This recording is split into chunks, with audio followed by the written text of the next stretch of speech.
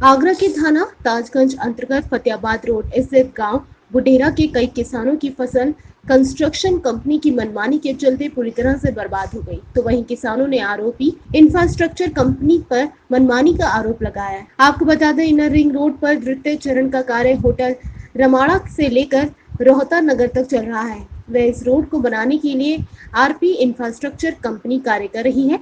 2 दिन से हो रहे बरसात के कारण इनर रिंग रोड पर भारी जलभराव होने से कार्य बाधित हो गया है। इसी बात को लेकर कंपनी के कर्मचारियों ने देर रात किसानों के खेत में पानी काट दिया। पानी काटने से बुडेरा निवासी और अन्य किसानों की कई बीघा फसल जलमग्न होने से बुरी तरह से बर्बाद हो गई। किसानों ने बताया कि इस समय कोरोना महामारी से किसान पहले ही जूझ रहा है, तो वहीं कंपनी के कर्मचारियों ने मनमानी करते हुए लौकी, तुरई, भिंडी जैसी सब्जियों की फसल को पूरी तरह से बर्बाद कर दिया। दिक्कत ये आ रही है कि मैंने इन ईडी वालों को, कंपनी वालों को, सबको बोला है, पर आज तक कोई सुनवाई नहीं हुई है। ये हम लोगों ने भेज पे खेत लिया था 15 बीघा, और ये कम से कम 16,000 20,000 रुपये बीघे के हिसाब से लिया था हमने, और कम से कम 2 लाख से ज़्यादा का हमने ज़मीन ये लीज पे ली थी। और सारी फसल हमारे गेहूँ, क्या नाम है, काशी फल हैं, घी आए हैं, टिंडे हैं, भिंडी हैं, खीरा है, कचैया हैं, और मिर्च हैं, खरबूजे हैं। ये सब चीज़ें हमारी बिल्कुल नष्ट हो गई। ये खेत में हमने फसल वो ये टिंडे हैं, भिंडी हैं, काशी फल है, लौकी है। ये नोएडा एक्सप्रेस निकल रहा है, उस पर बरसात का पूरा पानी हमारे खेत में चला गया।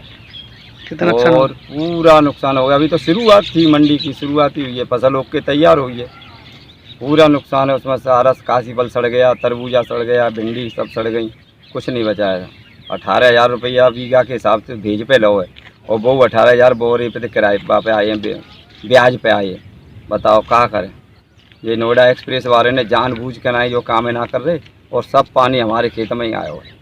आगरा इनर रिंग रोड द्वितीय चरण को बनाने वाली कंपनी आरपी कंस्ट्रक्शन कंपनी ने आगरा के गांव बुडेरा के किसानों के खेत में पूरे रोड का पानी भर जाने के कारण किसानों की जो सब्जियों की और फलों की, खरबूजा, तरबूजा, तोरई आदि की फसलें पानी भर जाने के कारण नष्ट हो गई हैं।